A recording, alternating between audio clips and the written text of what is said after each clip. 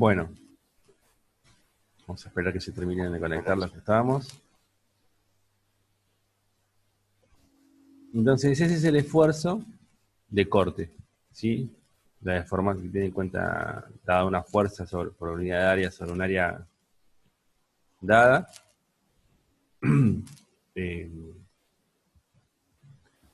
Tengo una cierta deformación, tengo el módulo de corte, ¿sí? Bueno, el punto es que a donde quiero llegar es que existen algunos materiales, ¿sí?, que presentan resistencia casi nula a un esfuerzo de corte. Es decir, que si yo aplico una fuerza por unidad de área, se deforman completamente.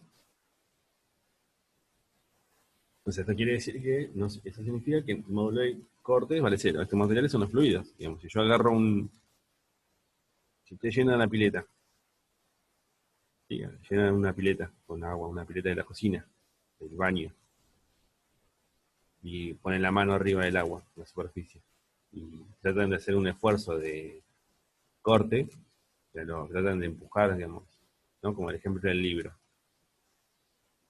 Tratan de hacer un esfuerzo, digamos, con una fuerza tangencial, o sea, paralela a la superficie. Lo que van a notar, obviamente, es que ustedes pueden mover la mano y nadie lo detiene, se deforma completamente. Eso es un fluido.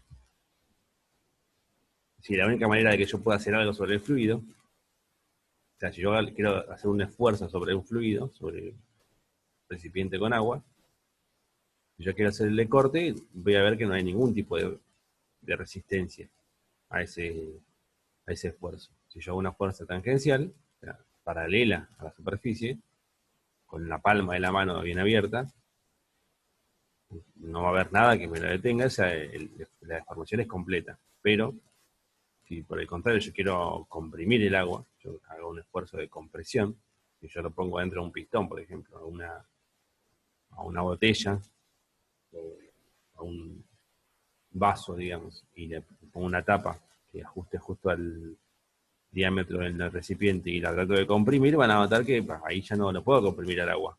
Y no puedo realizar ese esfuerzo, que me va a costar muchísimo. Y o sea, las únicas fuerzas que puedo hacer sobre un fluido,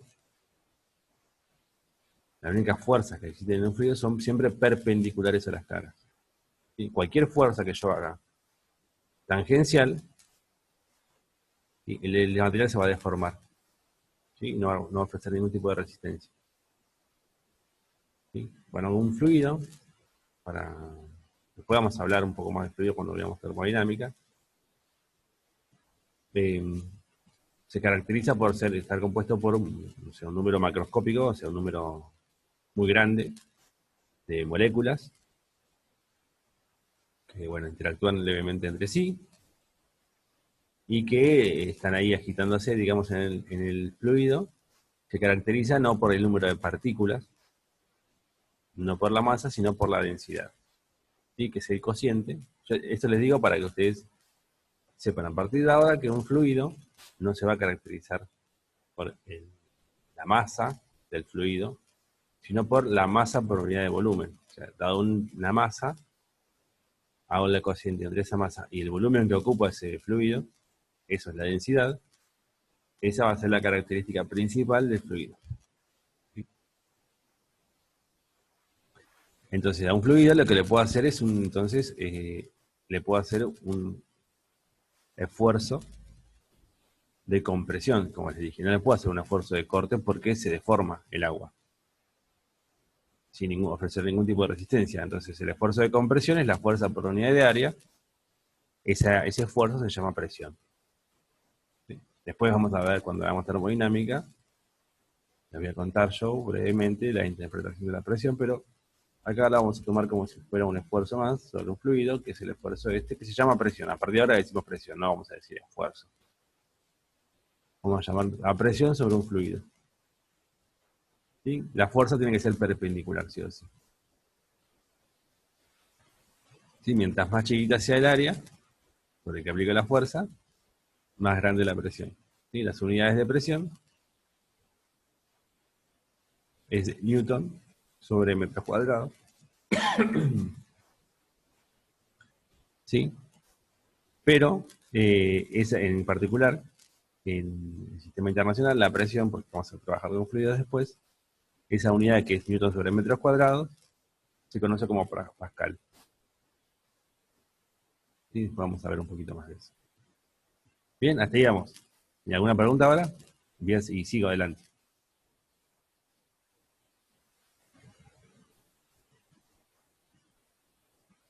¿Continúo? Sí. Perfecto. Bueno. También puedo determinar, dado ese esfuerzo, presión, a una presión, cuánto se comprime el agua. Yo aplico una presión al agua, es una fuerza por unidad de área, y puedo de alguna manera determinar, caracterizar cuánto se va a comprimir en relación al esfuerzo que yo le haga. Eso se llama módulo de compresibilidad, es parecida a la misma idea del módulo de Young. La única diferencia es que hay un signo menos, es dado un esfuerzo, dado una diferencia de presión que yo le aplique, la presión que yo le aplique al objeto, al fluido, y hay una deformación que es delta V sobre V, el cociente entre estos se llama módulo de compresibilidad, digamos, es una cantidad, salvo que se signa menos, que mide cuán fácil es comprimir un fluido. ¿Sí? No hay mucho más para decir acá, no sé si ustedes tienen preguntas me paran, pero la verdad que no es mucho más. Es una constante que obviamente depende del fluido que yo tenga, no es igual que si lo hago con un líquido, que en general son valores muy grandes, que con un gas, por ejemplo. ¿Sí? Un gas yo lo puedo comprimir, un líquido es mucho más difícil, necesita una presión, un esfuerzo mucho más grande. Pero bueno, todo esto me lleva a lo que vamos a estudiar hoy, en la última parte, porque son poquitas slides de la clase, la última parte de la clase. ¿Por qué es negativo? Muy bueno. Fíjate, porque esto se aplica únicamente a lo que es la compresión de un fluido. ¿Sí? O sea, yo aplico la fuerza, que yo aplico, el esfuerzo, la presión que yo tengo que aplicar es positivo, porque yo voy a comprimir el objeto a fuerza por unidad de área. La presión es positiva. Me preguntan acá por qué es negativo. El esfuerzo de la presión es positivo. ¿Sí? Y cuando yo comprimo, por ejemplo, un fluido, por ejemplo, esto de acá, un cubo, lo comprimí de todos lados igual y disminuyó su volumen, ¿sí? Cuando yo comprimo disminuye el volumen, o sea que el delta V, o sea, V final menos V inicial, esa cantidad de delta V es negativa. Delta V es negativo. O sea que este delta V, y obviamente el volumen es positivo, delta V sobre V es negativo. O sea que P es positivo, o delta P es positivo. Pero el denominador es negativo. ¿Para qué? Es una convención. Para que la constante sea positiva, le ponen el menos, nada más. ¿Sí? Bueno, esto nos lleva a en la mecánica de fluidos. ¿Sí? Primero, vamos a estudiar en este rato que nos queda, digamos, de la clase, la estática de fluido. ¿Sí? La mecánica de un fluido en reposo. Es decir, la estática de fluidos. ¿Sí? La clase que viene, voy a concluir el estudio de la mecánica de fluidos con la dinámica de fluidos. ¿Sí? Acá, por ejemplo, puse dos fotos.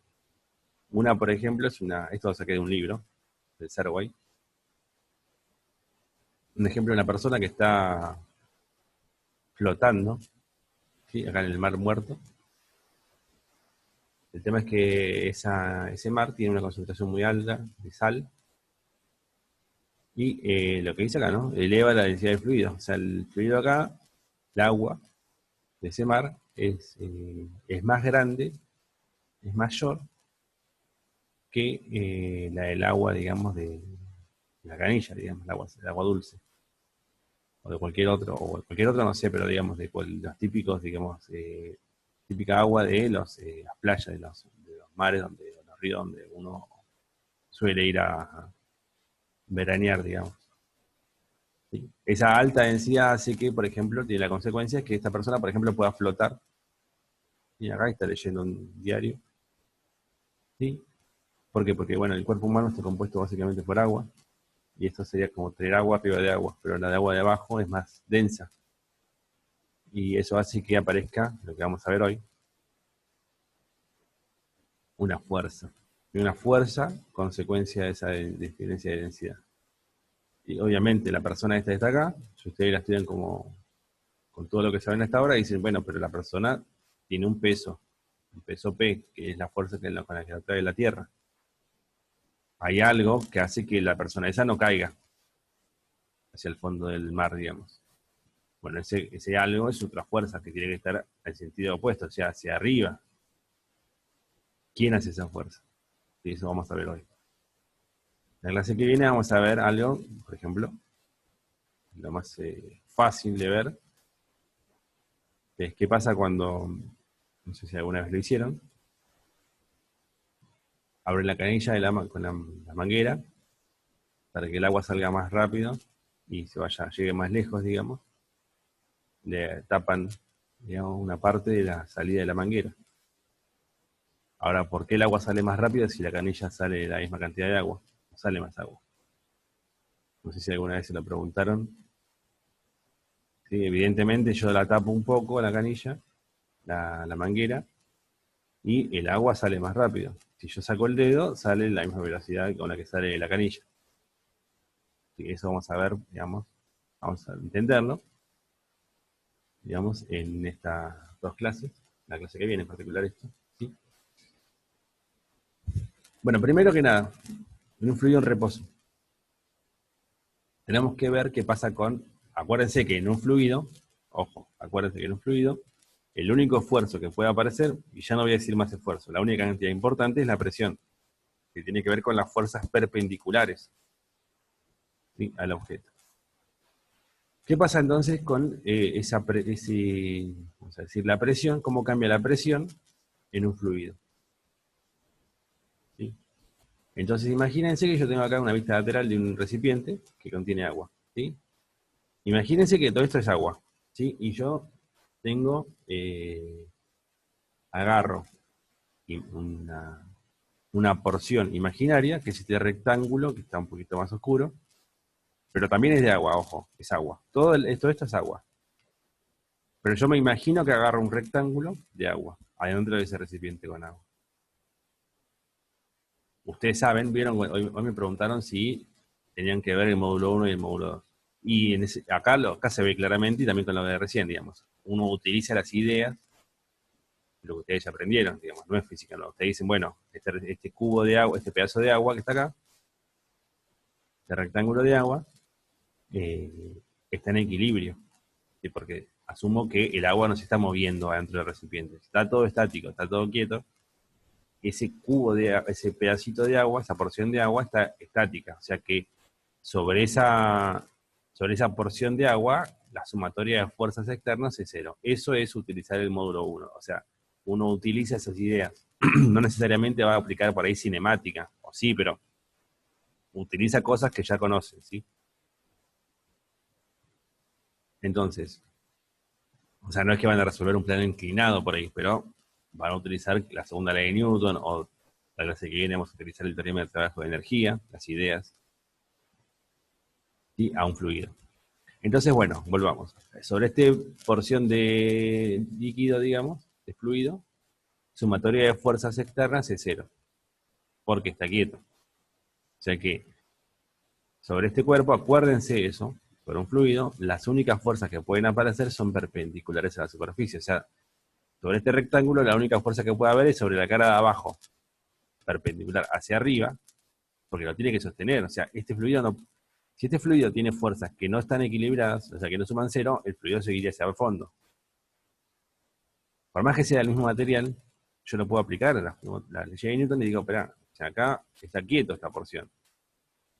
Significa que el resto del fluido, en principio, y la Tierra, porque lo atrae, están aplicando fuerzas que están en equilibrio. Entonces, sobre el fluido tengo, sobre la cara derecha del fluido, una fuerza. Imagínense, ustedes pueden pensar en una fuerza, pero tiene que sumar cero, o está equilibrada con una fuerza del lado izquierdo, sí o sí, porque el fluido no se mueve hacia los costados. ¿Sí? Hay unas fuerzas laterales que están canceladas y no aportan nada porque entiendo que el fluido no se mueve. ¿Listo? Tampoco desciende ni sube, o sea que si el lado de abajo, la cara de abajo, recibe una fuerza que se le da al resto del fluido, hacia arriba, que llamé F1, la cara de arriba le apliqué una fuerza que llamé F2. Y además, como es una porción de líquido que tiene masa, la trae la Tierra, con una fuerza hacia abajo que es mg. ¿Sí? Son todas las, vamos a decir, las tres fuerzas que actúan sobre esa porción de fluido. Y tienen que sumar 0, entonces me queda menos mg, menos F2, acá llamé P2 por A, ¿por qué? Porque yo sé que la fuerza, o sea, me quedaría algo así, ¿no?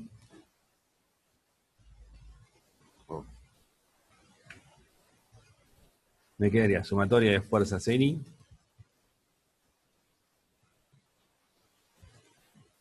me queda menos el peso del fluido que está ahí, menos la fuerza 2, que era hacia abajo, más la fuerza 1. Y eso es igual a 0, porque está en equilibrio. Entonces me queda menos el peso de esa porción de fluido, menos. Ahora yo sé que, lo que les decía recién, yo sé que fuerza, presión, perdón, mejor dicho, presión, ojo con la presión y el peso, ¿sí? Ojo con eso. Vamos a llamarlo minúscula acá. Aunque después le voy a llamar siempre mayúscula, pero le voy a llamar minúscula. La presión es fuerza sobre área. O sea que la fuerza, obviamente, es la presión por el área.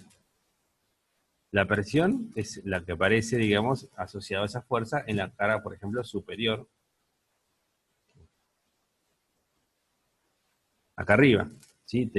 Imagínense que tengo un cubo. Uy. Imagínense que tengo un cubo. Esa porción es un cubo. Bueno, pues supongamos que es un cubo, para ser más sencillo. Esa porción de agua. Acá arriba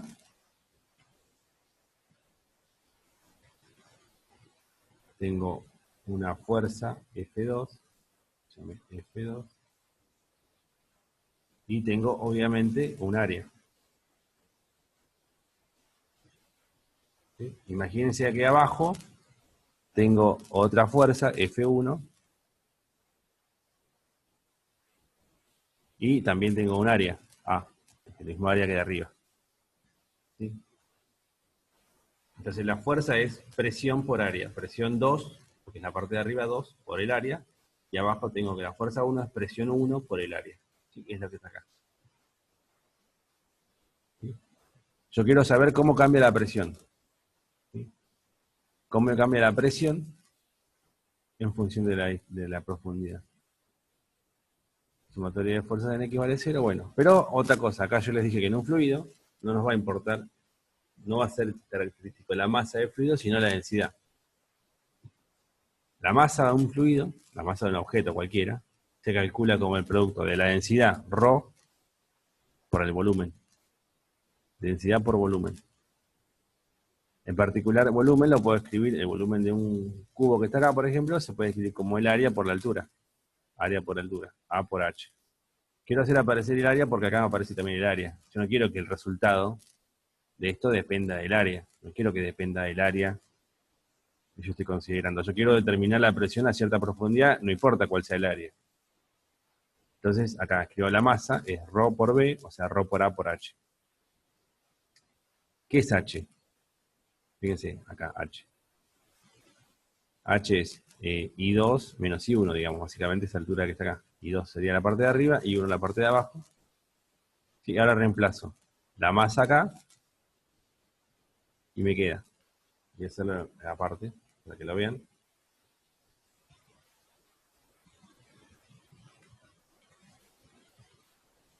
Y me queda acá. Me queda menos mg, ¿no? Ese es el peso. Menos la fuerza 2, que era hacia abajo, que es la presión 2 por el área. Más la presión abajo, que era P1 por el área. Y esto es igual a 0.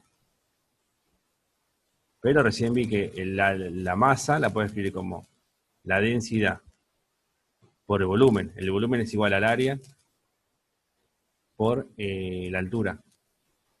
¿Sí? La altura H. La altura H, ¿sí? La altura H que está acá. H. Menos P2 por A más P1, la presión 1 por A. Esto es igual a 0. Entonces acá fíjense que, obviamente como yo quería, las áreas están en todos lados, se me va.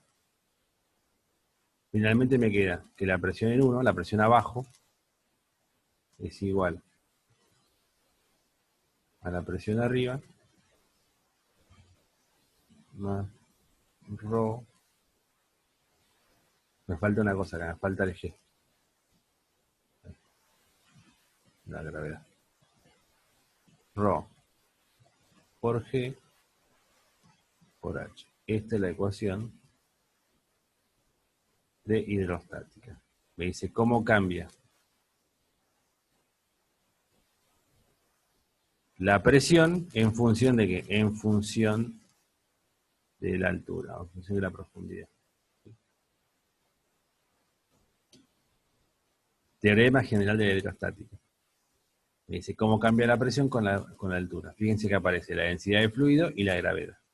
¿Sí? Esta ecuación no es una ecuación nueva, pero que la física que está atrás, los conceptos que están atrás, son los que ustedes ya conocen. Hay una sumatoria de fuerzas, la segunda ley de Newton.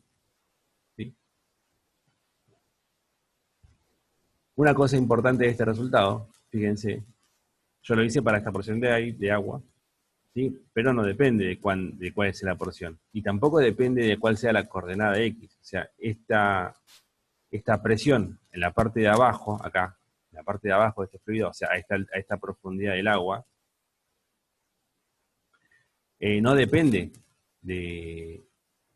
digamos, en qué coordenada X. Esto quiere decir que para cualquier altura H, y cualquier presión 2, ¿sí? Imagínense que ahora me paro y voy a calcular que H es toda la porción de fluido, voy a ver si lo puedo hacer acá aparte.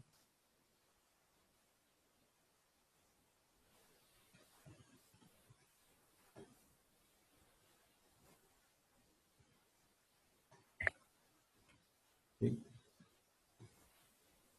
Voy a calcular ahora. Voy a tomar como que el bloque que voy a tomar es este que está acá. Imagínense. Todo el agua esta hasta llegar a la superficie. ¿Sí? Hasta llegar a la superficie. O sea que acá arriba lo que voy a tener, ustedes van a ver después también, es lo que se conoce como presión atmosférica. ¿Sí? Y yo quiero calcular la presión acá abajo, en esta parte de abajo, ahí. Que va a llamar presión, vamos a llamar 1, no importa, presión 1. Y yo sé que esto está a una cierta profundidad, H. Ustedes con esta información saben que P1 es igual a P0, la presión de arriba, más el peso, básicamente, el peso aparente de toda esta fuerza, toda esta porción de líquido que está arriba, o sea, ρ por G por H. Bien, la presión acá abajo es la columna de agua, ρg por H, más la presión de arriba, P0, que en este caso es presión atmosférica, es la presión de la atmósfera. ¿Sí? Fíjense que ese resultado, P1, no depende de cuánto sea la coordenada X.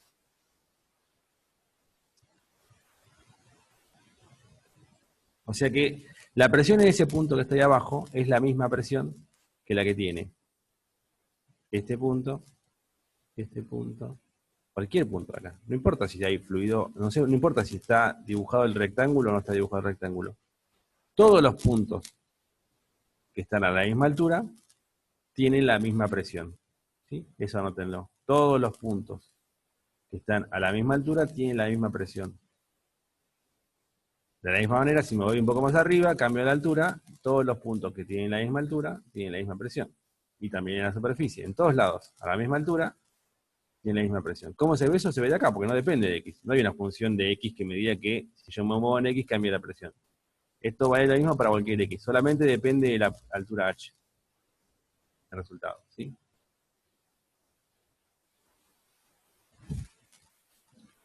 La presión aumenta con la profundidad de la superficie. Todos los puntos en un fluido de la misma profundidad tienen la misma presión, independientemente de la forma del recipiente. Eso también es importante.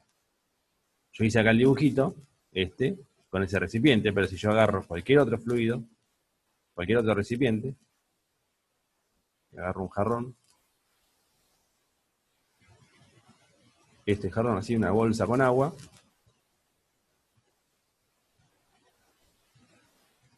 y la lleno, ¿sí? Todos los puntos a la misma altura tienen la misma profundidad, no importa si el recipiente, por ejemplo, tiene una forma extraña, ¿sí? Puede tener cualquier forma extraña, puede ser un tubo, digamos, en U. Lo lleno con agua, una manguera. Ustedes van a notar que si agarran una manguera transparente, le ponen un líquido, agua adentro, van a ver, si lo dejan quieto, que el agua va a alcanzar la misma altura, independientemente de que acá no haya agua. Ya, acá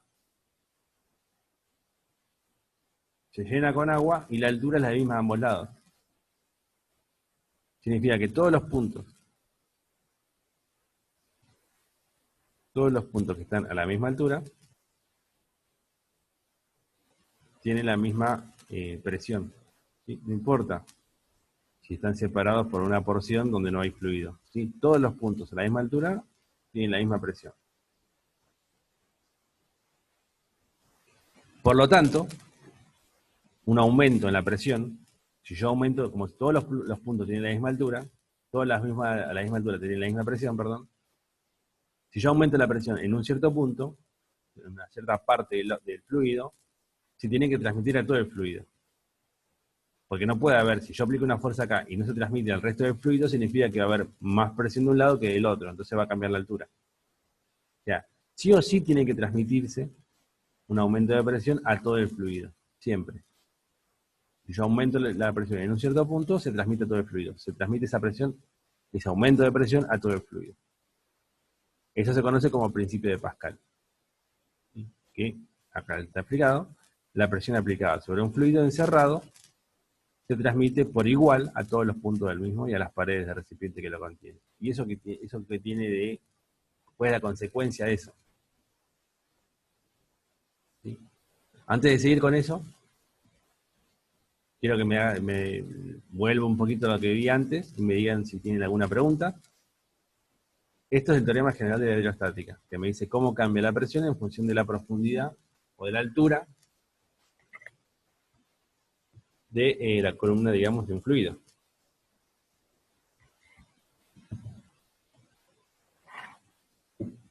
¿Sí?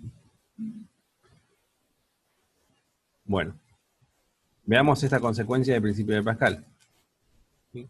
Por ejemplo, prensa hidráulica. Agarro una... ¿Ustedes conocen lo que es una prensa hidráulica? ¿Conocen lo que es ¿cómo se dice? Cricket, digamos, del auto, para levantar el auto. Y ustedes aplican, o alguna vez lo vieron por ahí, o se imaginan que es el aparato ese, el dispositivo ese, mecánico. Es básicamente, es un cilindro que tiene un aceite adentro, un líquido que no es muy compresible, o sea que es bastante incompresible, ¿no? Y ustedes, o giran un tornillo, bueno, el que no es mecánico, ¿no? El que es mecánico no tiene sentido, pues es un tornillo que hace girar así como levantar una especie de tijera.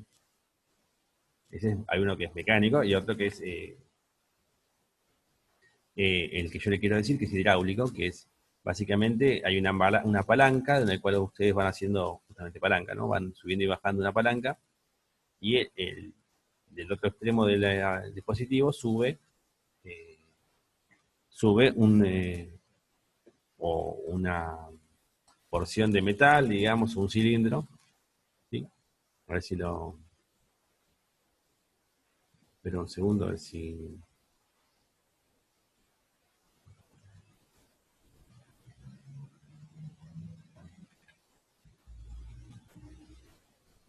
Espera un segundo.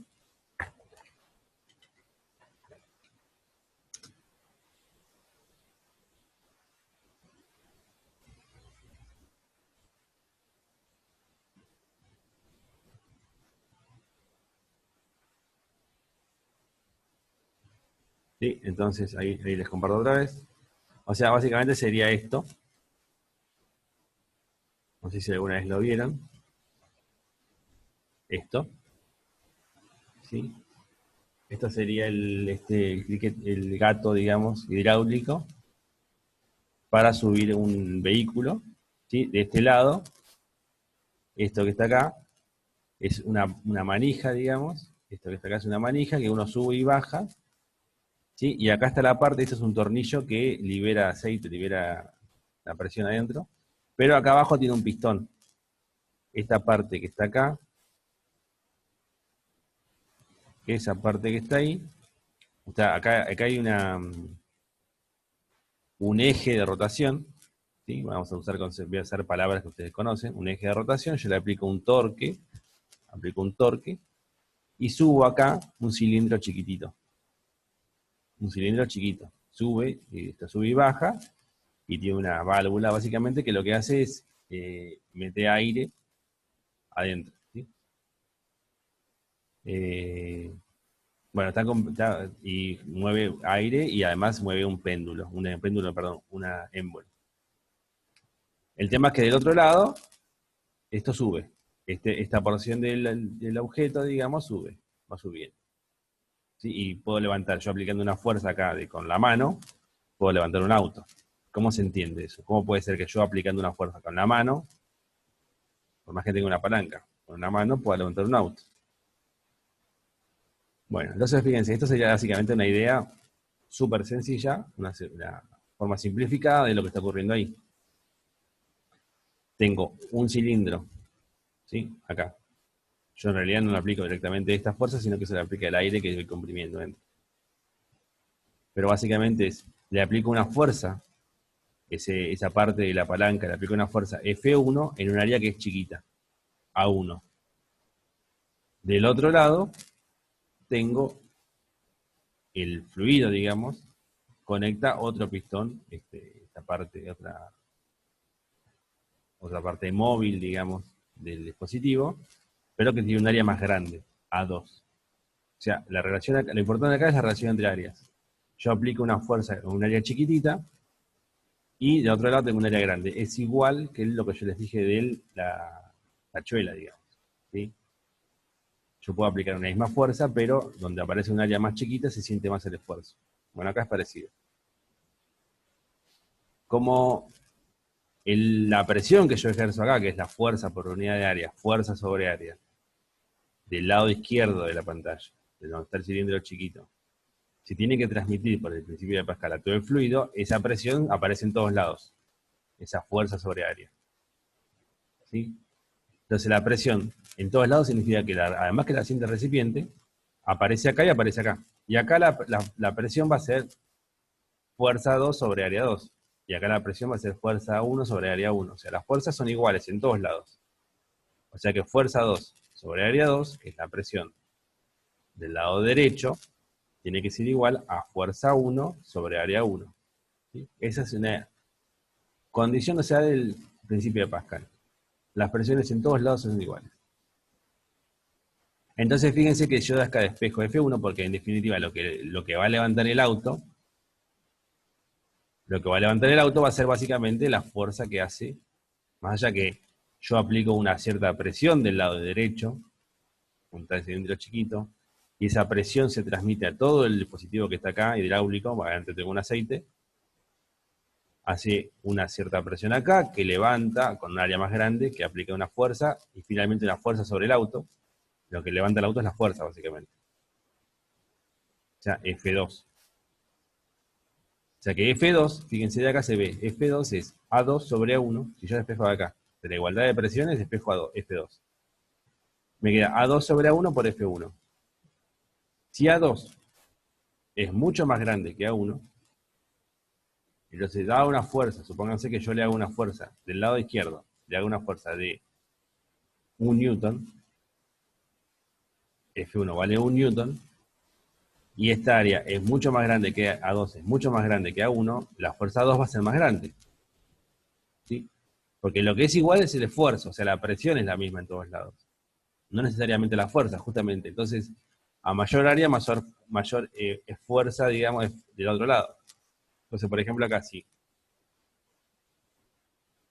Si A1 es 1 y A2 es 100, la relación, por ejemplo, supónganse que es 100, la fuerza del lado 2, donde yo levanto el auto, es 100 veces más grande. O sea, básicamente, para levantar un auto, dice acá, de 1 tonelada, 1000 kilogramos, o sea, en F2, para que esta F2 sea 1000, yo tengo que aplicar una fuerza de 10. ¿Sí?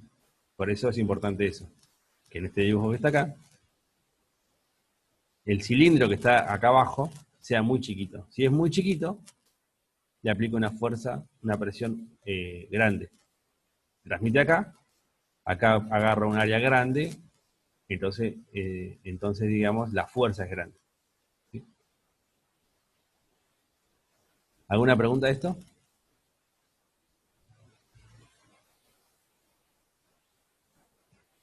Sigo un poquito más. Nos quedan un ratito más. Bueno.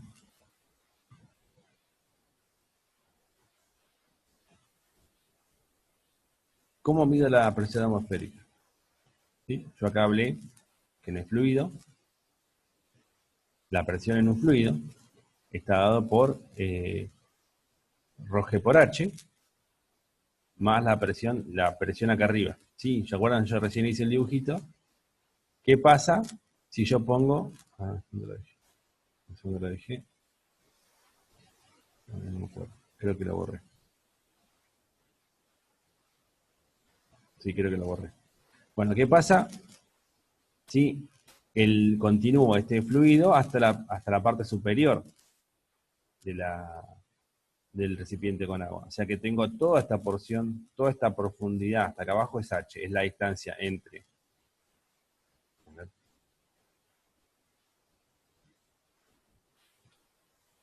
¿Sí?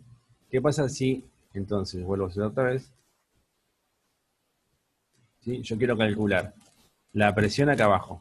Esto que yo estoy dibujando acá es una cosa imaginaria, o sea, no tiene por qué haber un recipiente eso negro. ¿Sí? Quiero calcular la presión acá abajo. La presión acá, si esta distancia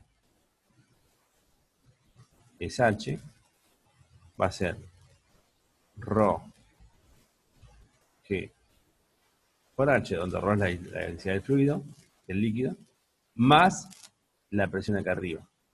¿Cuál es la presión acá arriba? Y si está abierta la atmósfera, es la presión atmosférica.